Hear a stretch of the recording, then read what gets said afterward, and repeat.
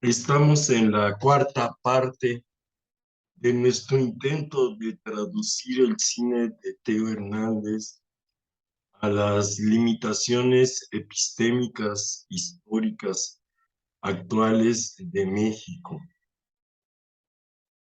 Ya estamos inmersas en la gran cuestión de interrogar el cine de Teo Hernández y además de cómo interrogarlo. Creo en este momento que el planteamiento de plan de lectura hermenéutica y psicosemiótica de fragmentos del ángel organizado en torno a los tres conceptos, pozo, torre, falo o cámara, eh, ya permite intentar un análisis profundo de lo que esta escritura de Teo Hernández está comunicando sobre el sentido de la existencia humana en un nivel de pensar y reflexión completamente superior al del cine normal, tanto de Hollywood como de lo que se denomina todavía hoy cine de arte. El cine de Teo Hernández está más allá del bien y del mal del arte y mucho más allá del espectáculo de Hollywood. Entonces, para ir ordenando estos conceptos y planteamientos, es interesante armar un arco simbólico. Está en pantalla desde YouTube la película Twice a Man, dos veces un hombre, dos veces un varón, dos veces nadie, dos veces cualquier persona, una película de 1964 en 8 milímetros de Gregory Markopoulos, un cineasta al que Teo manifiestamente declara su admiración a través de sus diarios, sobre todo a partir de la construcción de sus películas, que es lo que ahora voy a empezar a tratar de comentar al compartir unos momentos de esta importante película de Marco Polo.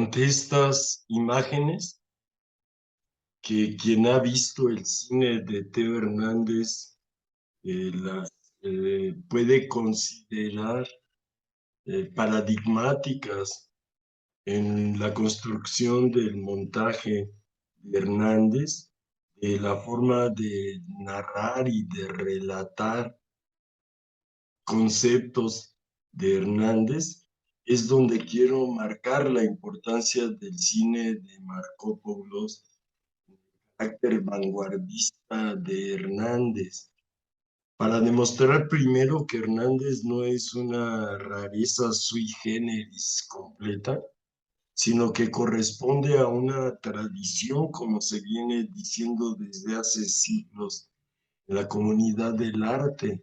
Practicamos el arte de acuerdo a tradiciones y como señala Octavio Paz, en este momento somos universalmente las personas que integramos la vanguardia, la tradición de la ruptura.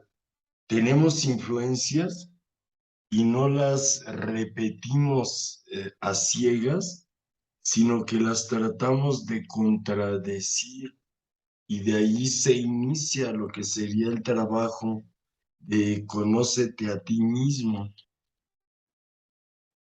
Es el primer paso para ingresar en la experiencia interior y de allí acceder a lo que sería nuestro destino o suerte como artistas, para usar todavía la palabra pues importante del arte, pero aquí ya también indicando y señalando que el arte en este momento, decimos nosotras que es, nadie nos lo puede decir. No hay nadie que tenga en este momento el dogma o el canon del arte, nadie, absolutamente nadie, eso es el nihilismo. Por eso se vuelve, para unas personas es horrendo, como para esa señora Avelina Lesper, pero para quienes estamos en la inquietud de escapar del orden simbólico falogocéntrico y de comenzar desocupando el falo, que es esto, la primera acción lógica a realizar es desocupa el falo, luego desocupa el logos y luego ya desocupa el centro.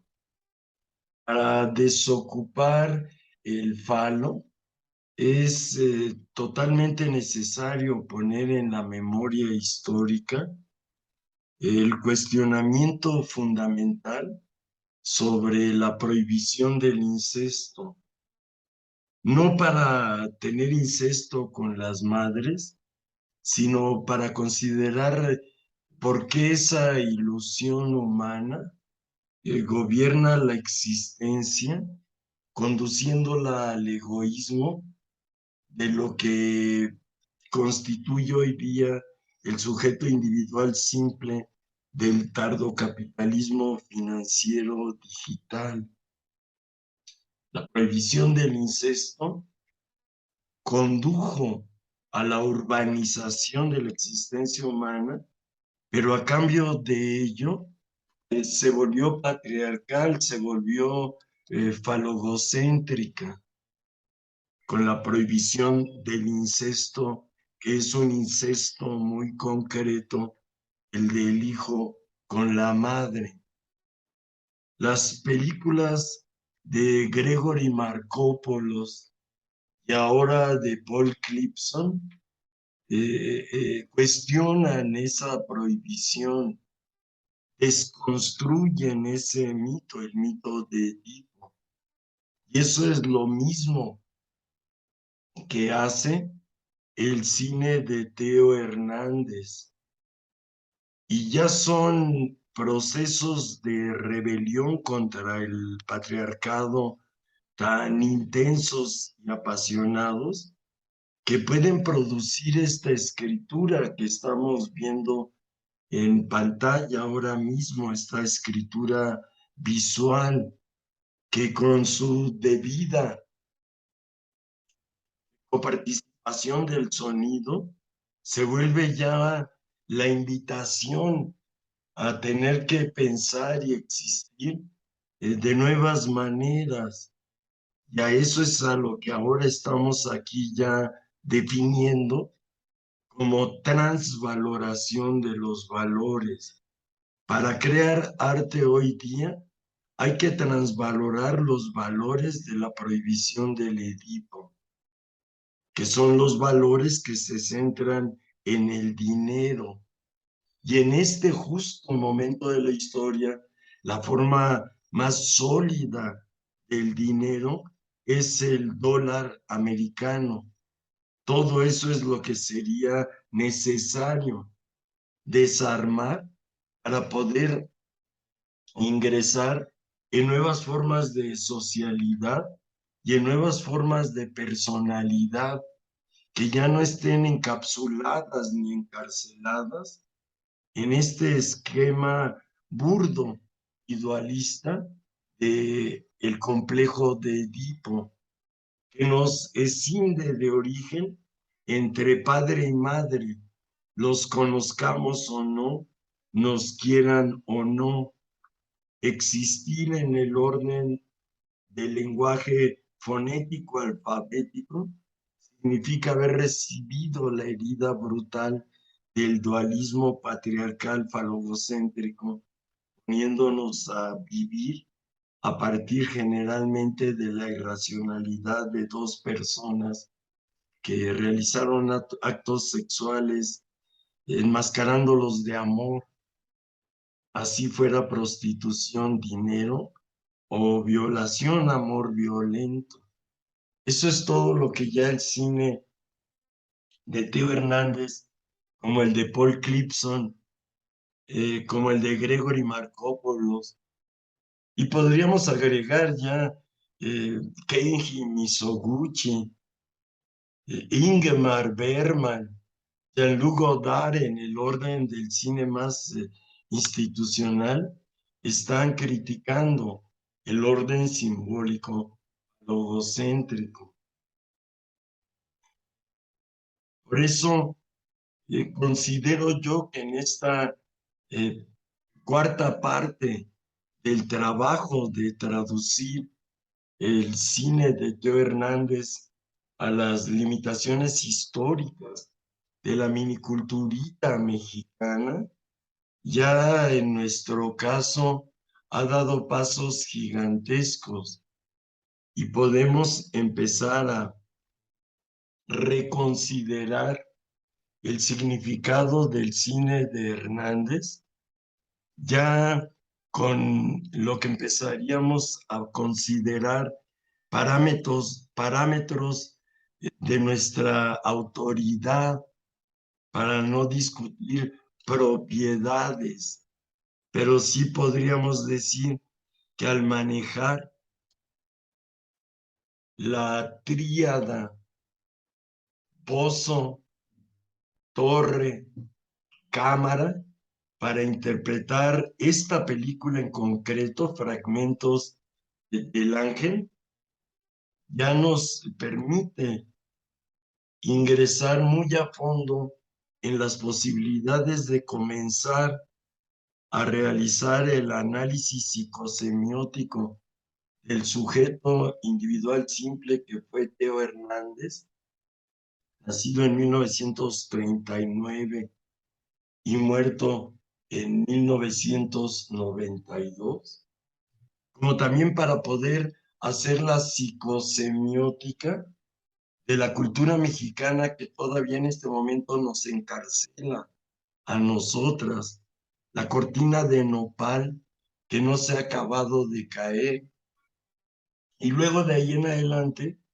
para avanzar en el trabajo de olvidar el sujeto individualista, propietario compulsivo, en el que nos ha construido el manejo de dinero bajo las órdenes del complejo de Edipo patriarcal, que es algo que afecta a toda la humanidad, sin importar de qué subculturita se consideren parte los sujetos individuales simples.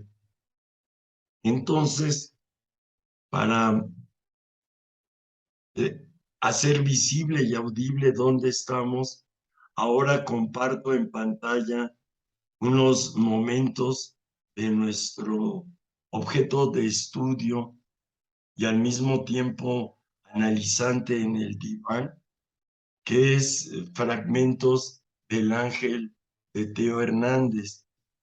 Estamos 20 años después de la película de Marcopoulos y prácticamente más de 20 años antes de la película de Clipson. Y ahí es donde quiero ahora que empecemos a ver la tradición de la ruptura cinematográfica que implica la vanguardia contracultural que se revela contra el orden del padre, el patrón y el patriota. Estos son los momentos del inicio de fragmentos del ángel. Ceci est un rêve. J'avais rendez-vous avec X à la maison de l'ange. La maison de l'ange brisée. En plein centre de la ville, on avait mis à jour un ancien puits dont le fond communiquait avec un couloir qui conduisait à un espace où gisait ce qui semblait être un monolithe. X devait m'y conduire. Ici, le rêve s'estompe et fait place à une autre image, celle du film. Cette étrange maison en forme de puits où se trouve un ange dévoré par le temps. J'ai cherché cette maison pendant plusieurs années, sans succès. Personne ne semblait la connaître, pourtant elle existait. J'ai voulu situer l'action d'un film. Un rêve qui devient film, mais aussi un film à l'encontre du rêve. Un film opposé au rêve. De ce choc, rêve-film, sont issus ces fragments. Fragments dispersés de mémoire et de rêve. Un jour, par hasard, j'ai retrouvé la maison. Je venais de mettre le pied et dans nos rêves et dans nos films. Il faisait nuit. X m'attendait déjà. Il semblait nu, ou plutôt il portait comme seul vêtement ce qui devait être une peau de bête. Il m'a fait signe de le suivre. Je prends la rue de Rennes. Au fond, la tour Montparnasse. À la hauteur du métro Saint-Placide se trouvait le trou. C'était un trou invisible, un trou dans le temps. J'y pénètre sans le savoir et j'y perds et le sens et la mémoire. Je perds la trace de X. Le tournage du film s'arrête à ce moment-là, le 16 août 1983. Je reprends le film en 1984. C'était le mois de juin. Ma mère me rend visite. La voici au sommet de la tour Montparnasse. Elle me montre des photos de sa jeunesse, de notre village, de ma maison natale. Ma mère, au jardin Albert Kahn. Sur le pont japonais, elle me montre ce vieux kimono. C'est le même qu'elle portait sur la photo. Elle avait 2 ans. Sara, la madre de Teo Hernández, en 1984, hasta donde he podido reunir información, es la visita que ella le hace. Entiendo que antes de que lo operen, pero ahí tengo que revisar todavía más datos. Es también el momento probable en el que él informa que está contagiado de una epidemia novedosa que se va a terminar llamando hoy SIDA. y que eso lo pone en peligro ya de muerte en cualquier momento. Y de ahí, Teo Hernández, en lugar de llorar y pedirle perdón a la madre, construye un relato sobre el incesto. Se realiza narrativamente el deseo de incesto, el más grave, el del hijo varón con la madre. Eso es lo que ya tenemos como elementos de diagnóstico clínico para estar interpretando la película desde el inconsciente puesto en juego por Teo Hernández, como el inconsciente que nos obliga a tener que poner en juego para entenderlo. Y ahí es donde estamos creando ya una estructura sistémica de triadas otra vez con las películas de Marco Polo, de Clipson, un triángulo, con las nociones de cámara, de torre, de pozo, otro triángulo, para ir enmarcando a esta persona a la que podemos llamar mujer y decirle del sexo femenino. Me intriga ubicar bien la edad de esa persona. La veo, yo que tengo 70 años, más vieja que yo, ella en 84, pero va a vivir hasta 92 porque entiendo que tendrá noticia de que Teo murió antes de que ella muera. Tengo que revisar. Y eso significaría que va a vivir 8 años más. Si aquí tiene 75, pues sí puede vivir hasta los 83. Si tenía 80, entonces va a vivir hasta los 88. ¿Cuántos años tuvo Sara, la madre de Teo Hernández? Esas preguntas ya nos tienen en territorios de la interpretación que son inusuales en los esquemas normales del discurso sobre lo que era el arte y ya ni se diga sobre lo que es el cine.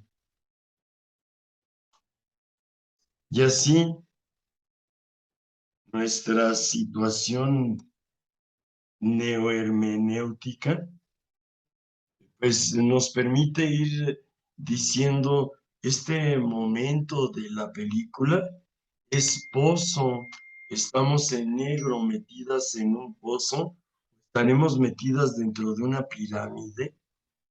Pozo, esto parece un pozo, estos planos son planos del pozo, son planos que conectan con la madre y en la misma tesitura podemos llegar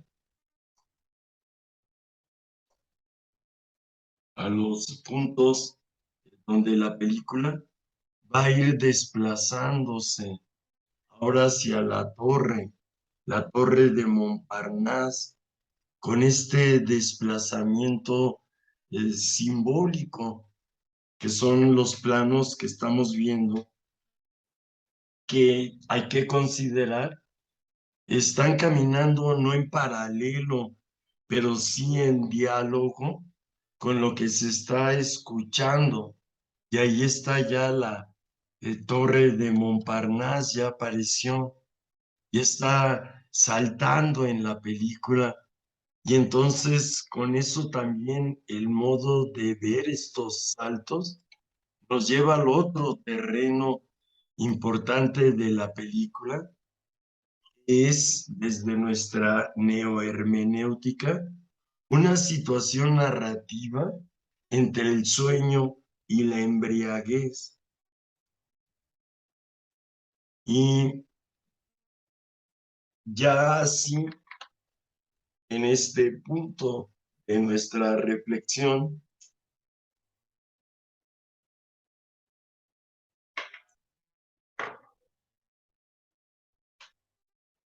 quiero aportar como una interpretación distante y anormal y surrealista, un segmento del libro de Friedrich Nietzsche, El nacimiento de la tragedia, que nos puede servir para avanzar ya en todo lo que llevo planteado como nuestro proceso en acto de traducción de estas imágenes audiovisuales a las limitaciones histórico-culturales de México, en ese mismo sentido prácticamente de toda Latinoamérica.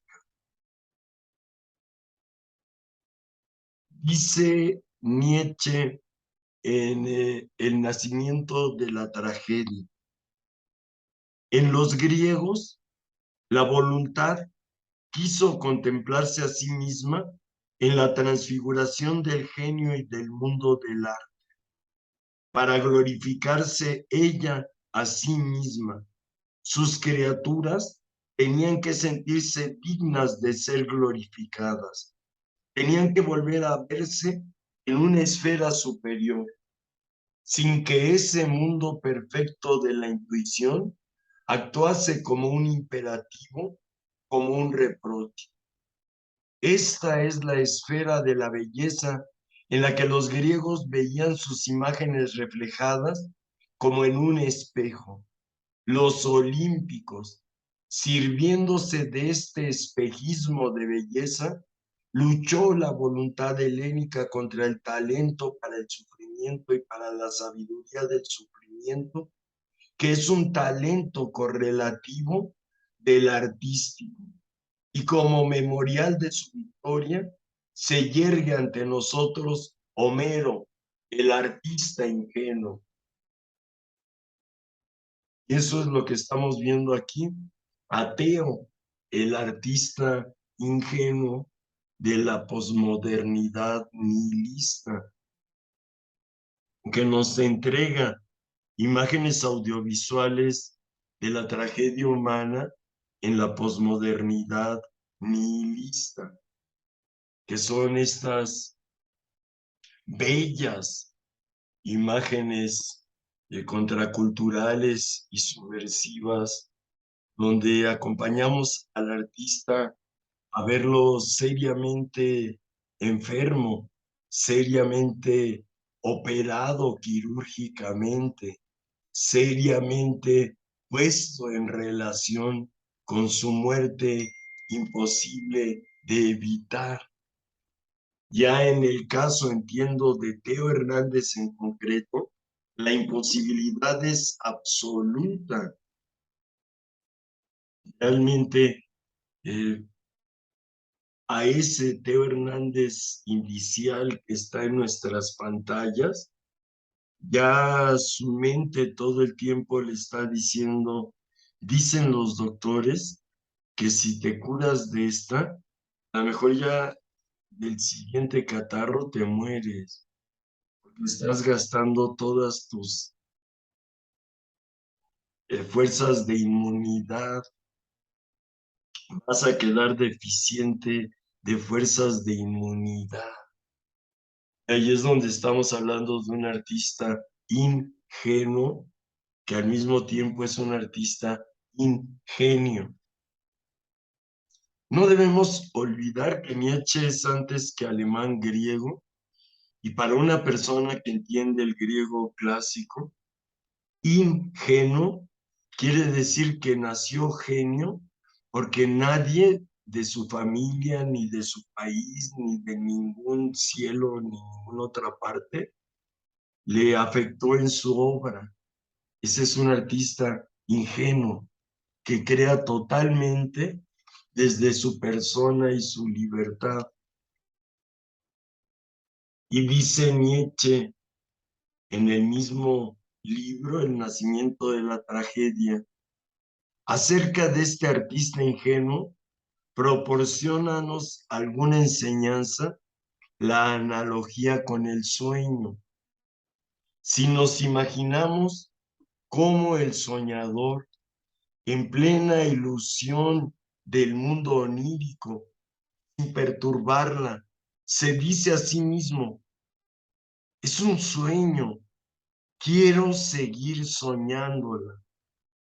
Si de esto hemos de inferir que la visión onírica produce un placer profundo e íntimo, si por otro lado, para poder tener cuando soñamos ese placer íntimo en la visión, es necesario que hayamos olvidado del todo el día y su horroroso apremio.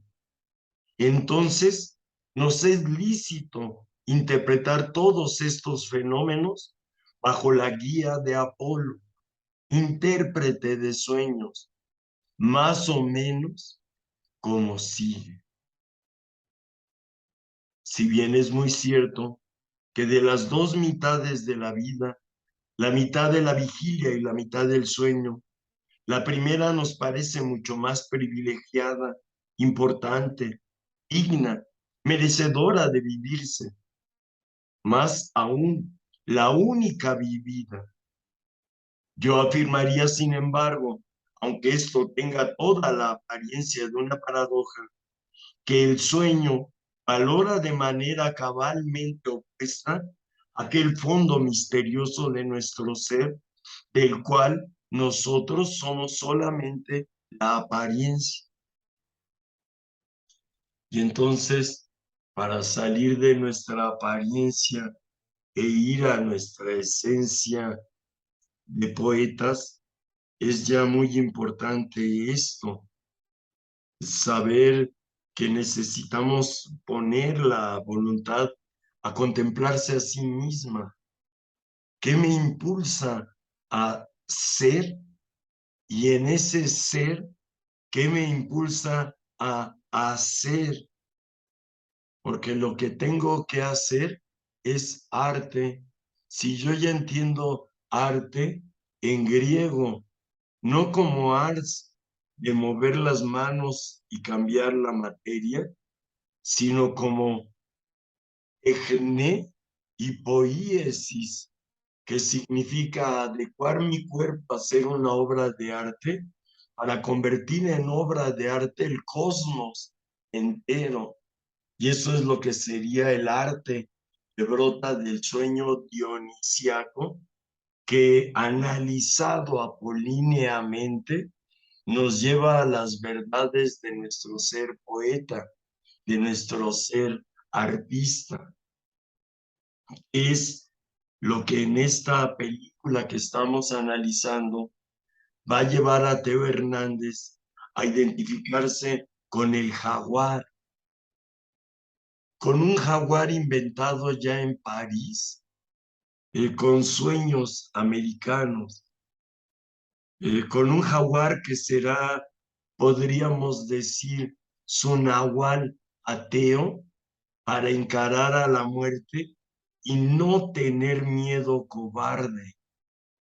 Vivir sí el miedo natural a la muerte, pero no el miedo cobarde a la muerte. El miedo cobarde a la muerte nos metió en los valores patriarcales, falo, logos, centro, sexo, dinero, política. Para desocupar ese espacio de encarcelamiento, es necesaria la experiencia interior que comienza en el quién soy, y ahí es donde vemos la imagen ya del jaguar de Ero. Es la imagen de lo que vemos en pantalla, una nueva metáfora del falo, que es una metáfora del pene, que es una metáfora del sexo, que es una metáfora de una metáfora de una metáfora, pero que siempre en el orden patriarcal desemboca en el amo.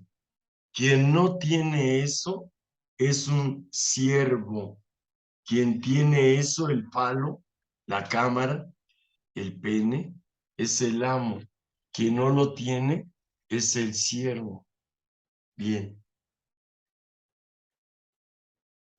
Eso nos ha llevado ya a pensar en una esfera superior del pensar, diría Friedrich Nietzsche, donde estamos diciendo la verdad sobre la construcción de la conciencia de cualquier persona que pueda entender lo que estamos aquí diciendo con lenguaje para explicar la compleja escritura de vanguardia de Teo Hernández.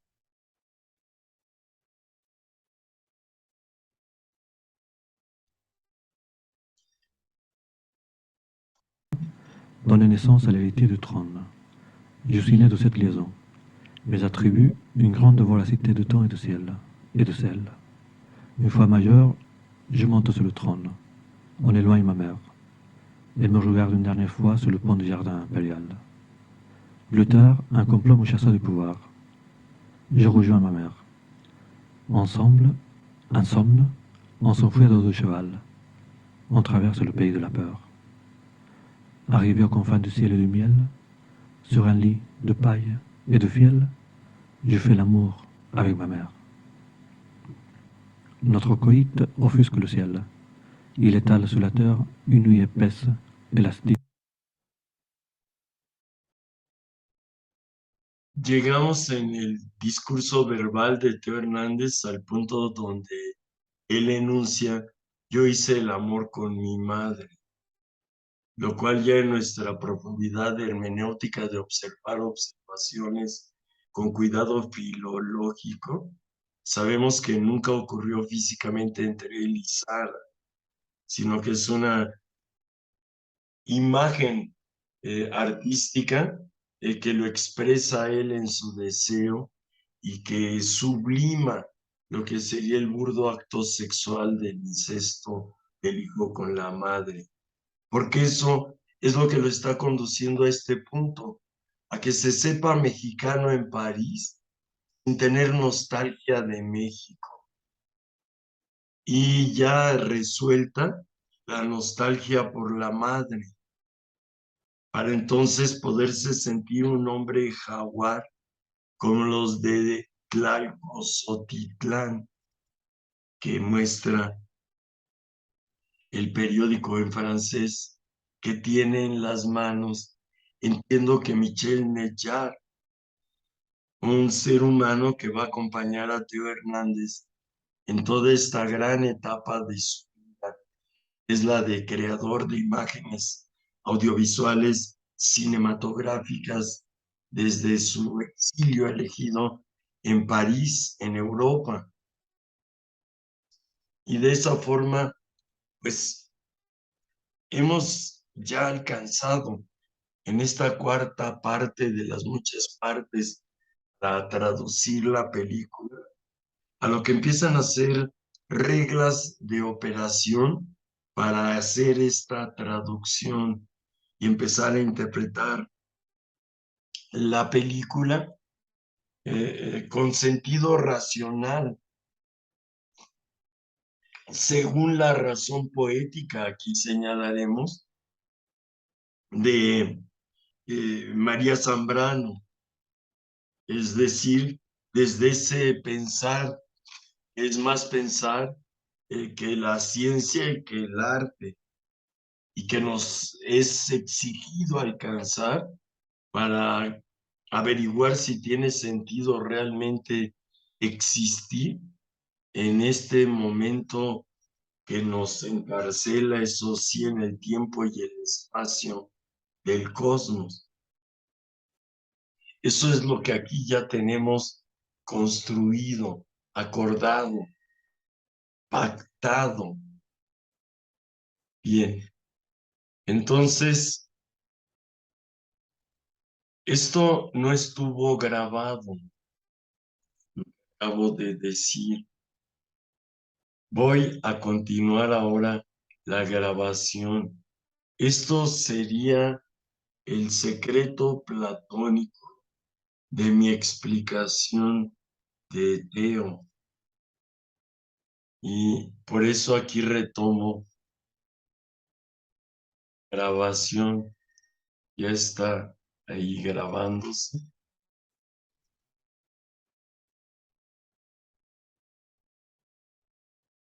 Y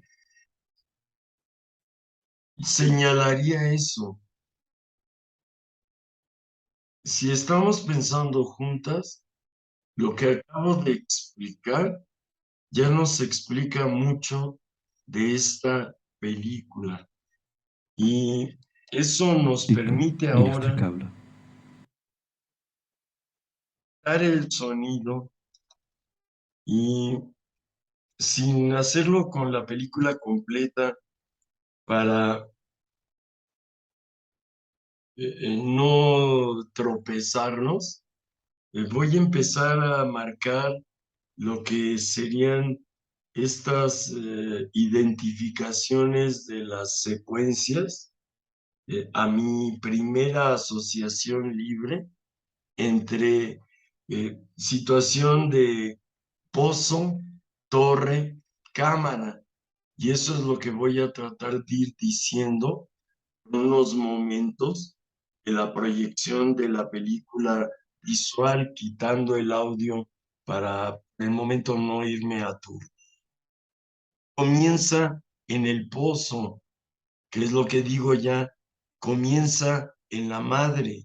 El tema de la película es la relación yo y mi madre. Pozo, pozo,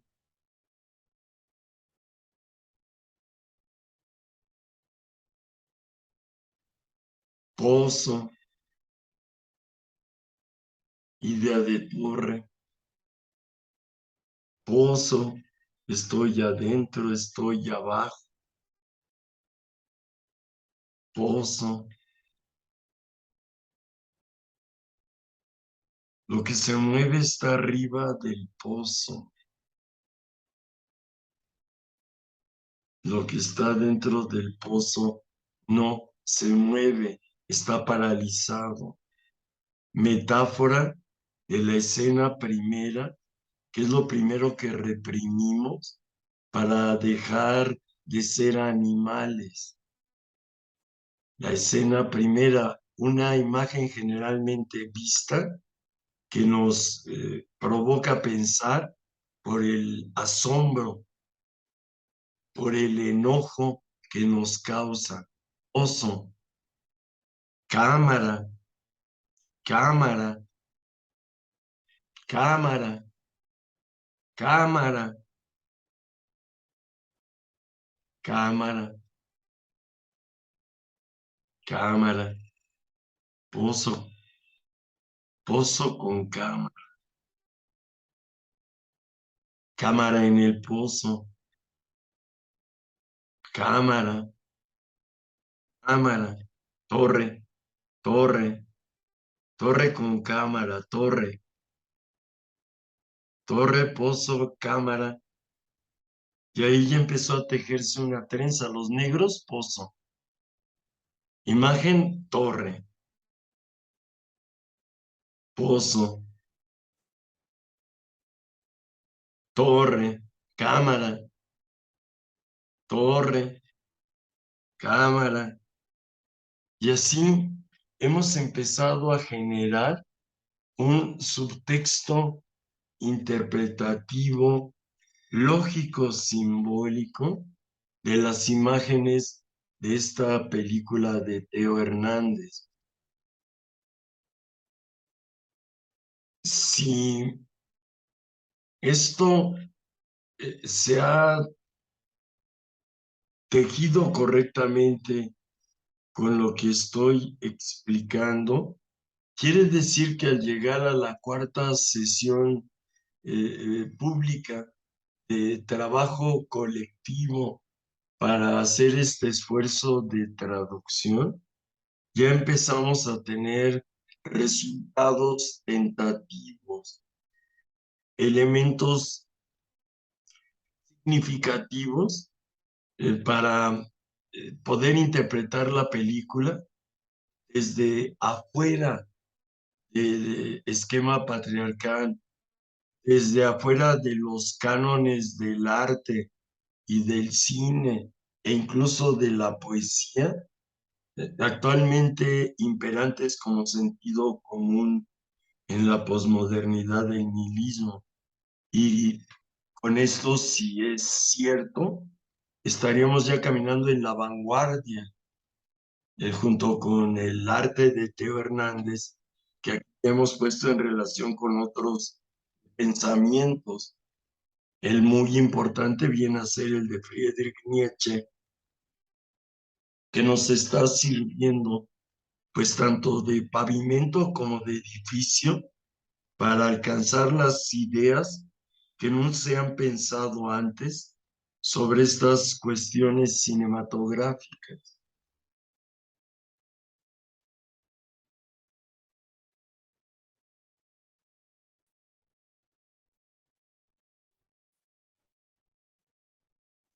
Así es. eh, Me decías, Moisés, antes de llegar de nuevo a esta parte grabada, si no sería Pozo el momento donde se ven pies con zapatos en un suelo urbano de lo que parece ser un espacio público o una azotehuela, diríamos los mexicanos, y sí son Pozo porque corresponden a la imagen del fetiche. Y ahí diría el pozo, que es la madre, sexualmente nos lleva al fetiche. Y el zapato y el cuerpo cortado son fetiches. Cuando aparece el cuerpo completo, es una metáfora del pene. Pero cuando aparece una parte del cuerpo, como entiendo que se ve ahora en pantalla, una mano en parte, es un fetiche de una persona. Estamos queriendo ver a una persona solo en ese pedazo de su cuerpo. Eso es fetichizar. Entonces corresponde al pozo y corresponde a la madre. Lo que es importante señalar es que ya en análisis profundo, estas mismas nociones, si las reinterpretamos, nos deben de conducir a imágenes ahora del otro lado, del lado de la torre y lo paterno, la la pierna de pantalón, el pantalón, son ahora metáforas de la torre. Y el zapato que se ve zapato masculino, metáfora del padre. Y ahí también habría una torre oculta en el pozo. Y eso es lo que nos causa nuestra condición de ser, que cuando vemos a la madre tenemos que ver al padre. Cuando vemos al padre tenemos que ver a la madre. Cuando nos queremos ver a nosotras, generalmente solo vemos pedazos de padre, pedazos de madre, pero no nos alcanzamos a ver y por eso nos volvemos obedientes del orden simbólico, porque no nos vemos como si los vemos a los otros. Esas son nuestras confusiones falocéntricas. Ahí entiendo que se está moviendo el internet de mi línea y no sé si se cortó mi transmisión. Creo que no, ¿verdad? Estamos en Sigue. línea. Entonces, todo eso llevamos en lo que es este trabajo de traducir a nuestro discurso las imágenes de esta película. Eso es lo que sueñan hacer los que hablan de desconstrucción y de descolonizar. Sueñan llegar a pensar por cuenta propia, pero no lo logran porque lo hacen desde el binario maniqueo marxista de lucha de clases vulgar. Aquí yo estaría insistiendo, aunque todavía está muy en clave, ya estamos haciendo una crítica de la economía política que ya no es falogocéntrica ni binaria, al interpretar como estamos interpretando esta película concreta de Teo Hernández, Fragmentos del Ángel, del año de 1984, un año muy importante en la vida concreta del Dasein de Teo Hernández, por esta operación y porque será también un año en el que volverá a ver a su madre prácticamente 20 años después de no verla. cosas que hay que considerar en nuestra traducción. ¿Qué me preguntan sobre lo que llevamos dicho o qué comentan?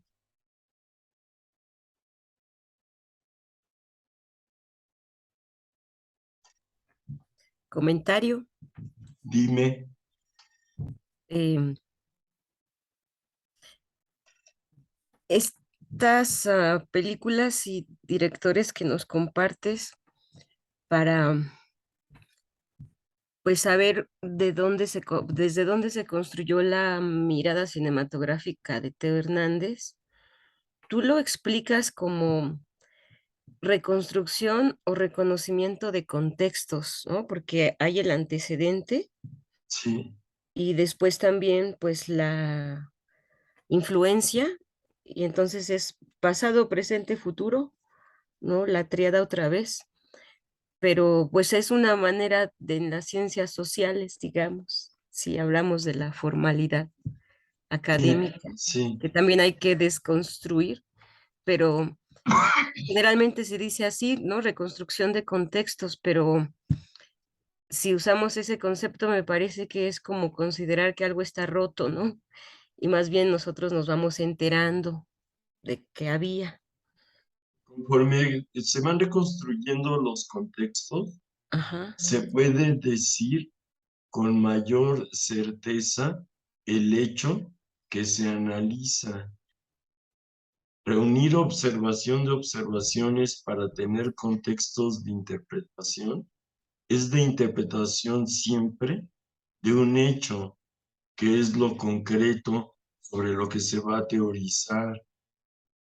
Hay que tener algo concreto sobre qué teorizar. En nuestra conversación, lo concreto sobre lo que teorizamos es la esclavitud de las mujeres, para decirlo rápido y brutalmente. Eso es lo concreto. Y buscamos ese hecho, por ejemplo, en esta imagen, y de ahí tratamos de generar la contraimagen en el análisis que nos deje desesclavizar mujeres. Y eso es lo que estamos haciendo, eh, describiendo hechos de forma cierta para descubrir que están siendo afectados por el orden simbólico falogocéntrico. Y al poderlos decir y ver el hecho, poder decir posibilidades para salir del problema. Por ejemplo, todo es fetiche en la imagen que está en la pantalla de la película de Teo Hernández, porque además está en blanco y negro, que ya es fetichizar, parcializar. Luego hay un fetiche ya problema, o sea que deja de ser materno y ahí interviene el padre, los calcetines. El fetiche, más fetiche es el zapato, o si no, la media de mujer. Como fetiche, diría Freud, el calcetín es solo en la parte de arriba, no en la parte que cubre el pie, en la que está ya en la pierna. Ver el calcetín es como desnudar al padre y como ver que detrás de la imagen que tenemos de la madre no hay un pene. Y aquí se convierte eso en algo grave porque los calcetines están rotos. El símbolo que hacía parecer incómodo al padre lo muestra ya castrado. Y ahí es donde estaríamos con hechos de la vida de Teo Hernández, viendo eso que tiene que ver con Teo Hernández, eso que tanto ayuda para entender la película, que sería un tratado en ese sentido, la película, de cómo quitarnos de encima el pensarnos en amo o en siervo, amo varón, siervo, mujer. Todo eso es lo que estaríamos logrando a partir de reunir contextos, certeza de que describo el hecho objetivamente y de ahí buscar la verdad, ponerlo a prueba, buscando más documentos que lo convaliden, no diciendo no puedo convalidarlo, queda en veremos, queda en especulación, o si no, llegar al punto más grave, que es decir, me equivoqué, lo estaba interpretando mal, los hechos demuestran que no es así. Esto es lo que ahora quiero entender, por qué la gente de la manada no puede reconocer que se equivoca y corregir sus equivocaciones, que es con lo que me empiezo a explicar el encabritamiento de los imbéciles para querer sostener al cacas a no dictador. No quieren aceptar que se equivocaron y esperan un milagro, que eso es ya desastroso. No va a ser verdadero, puede ser cierto para su fe, esperan un milagro, pero nuestros conocimientos de contexto nos dicen ese hecho no se va a realizar. Así va nuestro discurso. ¿Cómo ves?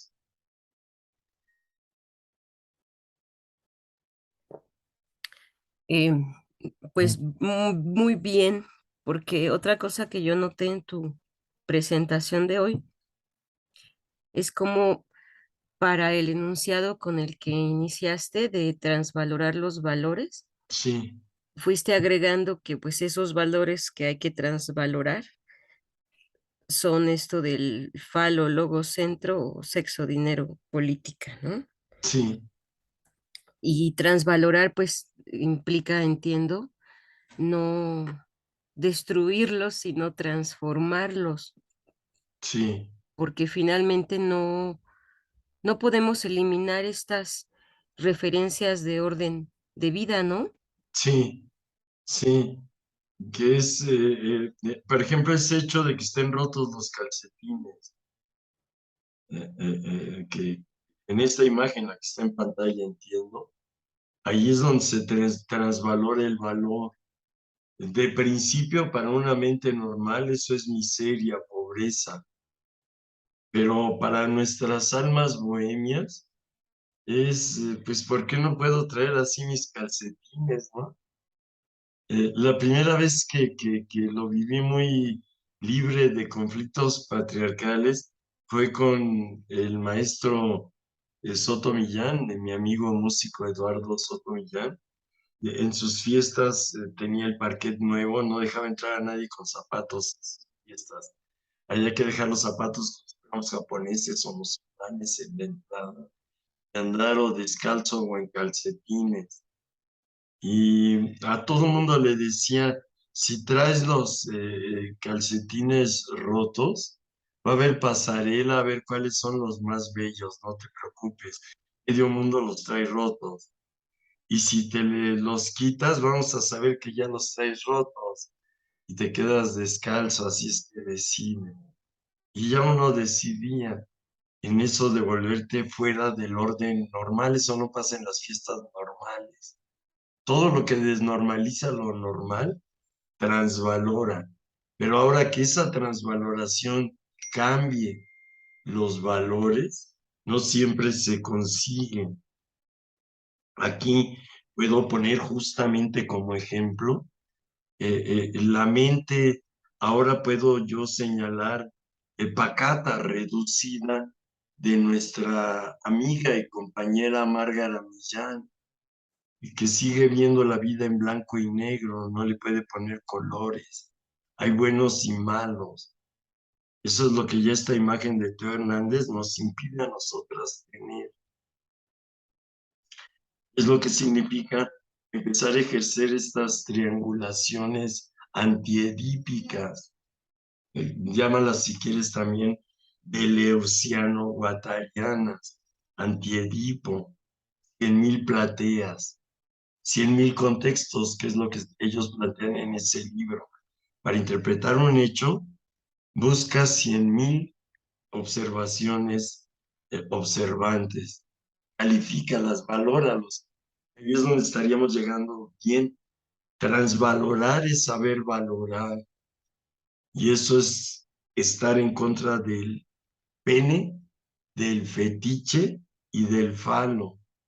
Y eso es lo que se consigue con las películas de Teo Hernández y espero estar consiguiendo con nuestro proceso de traducción. ¿Qué más se puede decir al respecto?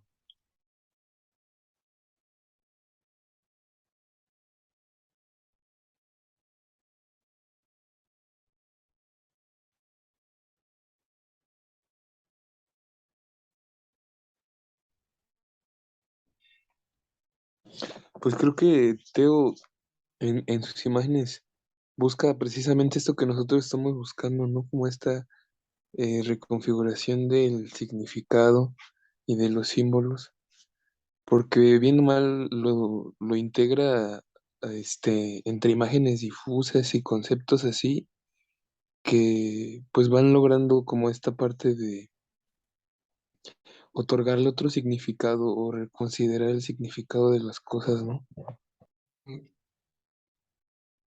Ahí ya llegaste a lo que sería el punto más delicado de esta cuestión, es que transvalorar en términos ya de valor tardocapitalista financiero digital, transvalorar significa primero que nada eh, cambiar el sentido de las palabras, hacer que las palabras mejoren lo que sería su sentido. Eh, Heidegger en el poema Sprache lo dice hermosamente. Eh, eh, Llegar, dice él, al punto donde las palabras, al nombrar, no nombren, que realmente nos den la verdad de la cosa y no nada más que la apunten. A eso tenemos que llegar, eso sería transvalorar el lenguaje, que ya no nos engañemos con las palabras tramposamente, sino que las digamos como si son. Eso vamos, eso es la experiencia interior que nos mueve a crear obras de arte. O sea que lo que acabas de decir es lo que corresponde en el espejo de la reflexión crítica nietzscheana a lo que dijo la maestra Gloria Hernández. Y entonces estamos ya transvalorando valores, poder hablar así como estamos aquí hablando de este cine que es el cine de Teo Hernández. Y aquí yo mostrando ya, pues lo que voy considerando que en términos finales es obra maestra, Pado Ciel, estaría diciendo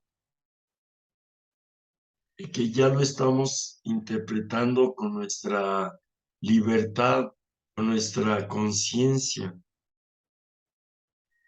y que eso se lo estamos dejando a quienes buscan la libertad y la autoconciencia en la huella de estas grabaciones.